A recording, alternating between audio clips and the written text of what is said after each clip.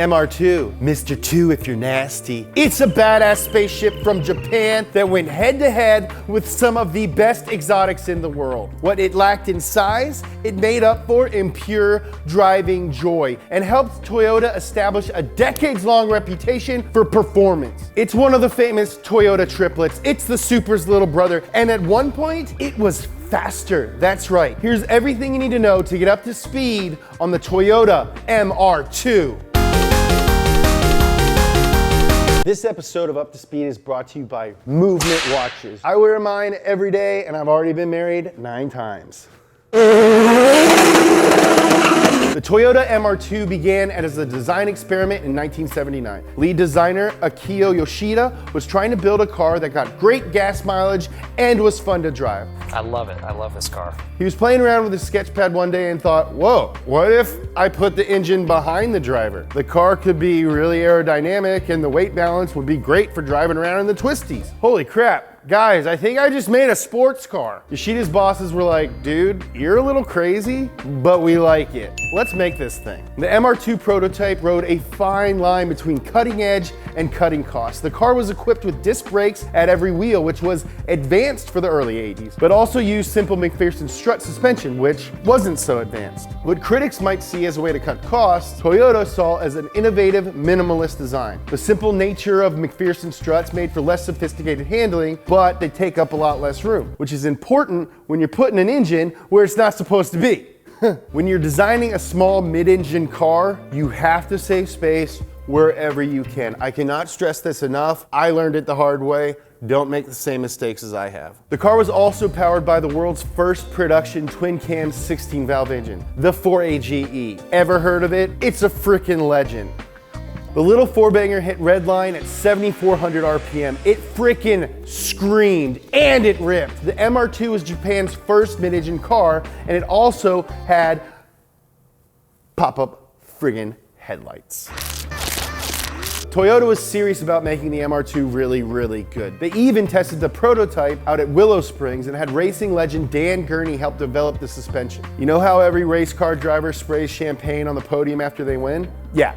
Dan Gurney invented that. So, I think he knows a thing or two about making fast cars. Cops. Stand on the ground! Dan and his team spent 4 days at Willow making tweaks to the car to get it just right. Gurney liked the car so much, he convinced Toyota to let him take the prototype to Angeles Crest Highway so he could see how well it handled on real-world conditions. He freaking loved it. He practically asked it to marry him. He called it late at night, and when it picked up, he hung up. He would text the MR2 randomly and say, "What's up? How you been? Just thinking about you. That's how much you liked it." Toyota gave us the midship runabout 2-seater. That is actually what MR2 stands for, in 1984 when it went on sale in Japan. And it was an instant favorite. It was modern and exotic. The car was reminiscent of the prototypical driver's car, the Lotus, which was intentional. Lotus helped Toyota design the suspension, and Toyota borrowed a few Lotus design cues for the body. Alongside the Celica and Supra, the MR2 gave Toyota some serious performance cred. If you wanted an affordable and reliable sports car in the 80s, you had to get a Toyota. Why did people love the MR2 so much? Well, I'll tell you, bud. Like the Miata and Nissan Z, the MR2 gave owners the raw driving thrill of a car exponentially more expensive. And since it was Japanese, you didn't have to worry about getting it serviced every 10,000 miles like a Ferrari. For around 38 grand in today's money, you could own a mid-engine sports car that looked like a spaceship. Yes!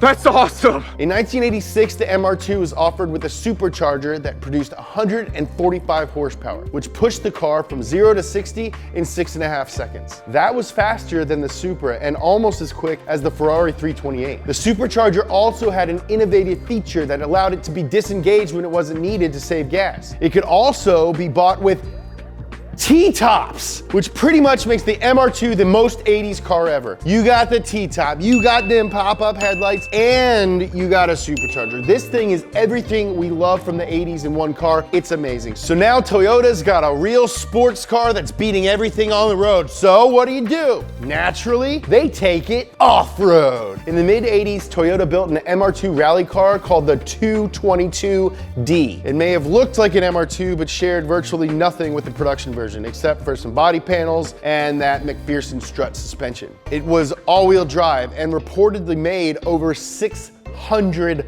horsepower. It also looked like a friggin' monster. So how did this beast perform? Well, it didn't. Unfortunately, the class it was designed for, Group S, was scrapped with Group B. What's Group B? Only the most badass collection of rally cars ever assembled.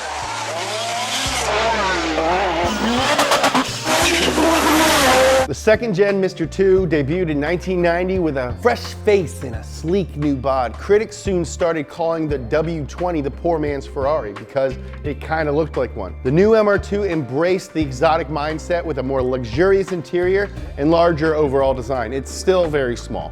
Chief Engineer Kazutoshi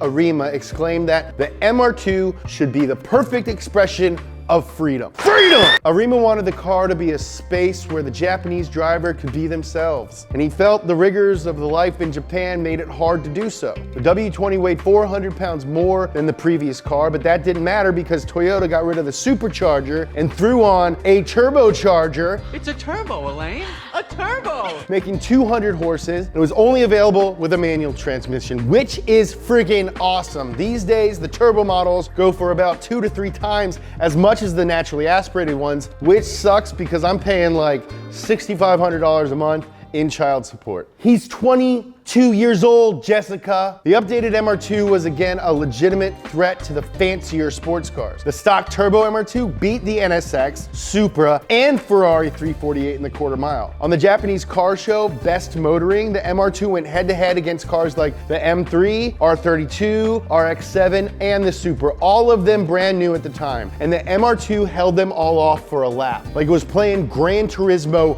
on easy mode. Toyota Racing Development, TRD, offered the MR2 with an official body kit and tuning package, turning the car into a replica of their TRD 2000 GT race car. Customers could order the package with whatever engine and suspension upgrades they wanted, with some rumored to produce over 500 horsepower, making it the most badass death trap Toyota ever made. The second gen MR2 was produced for 10 years with only very few changes throughout. It was just that good. The one major change Toyota made to the second gen MR2 was the suspension. The car had a tendency to let the tail out if you let off the gas during a turn, which would then snap back when the car found its weight balance. Snap oversteer. This is easy to correct if you have F1 driver level skills like me or Dan Gurney, but it caught a lot of regular people off guard. Toyota made tweaks to fix the problem in '93, but critics said the car had lost its edge. Would you make up your mind? Do you want the car to kill you or not? I swear, these car critics, I don't know, man. The third generation MR2 Spyder, with a Y, was unveiled in 2000, this time offered only as a convertible. Fans were a little disappointed with the toned down looks, but that didn't matter because this thing was really freaking good. Some journalists called it the best handling car you could buy, even better than the friggin' Miata. The new MR2 was being compared to the Porsche Boxster, which is exactly what Toyota wanted. You hear that, Mazda? Not only is our car better than yours, we're better than the Porsche too.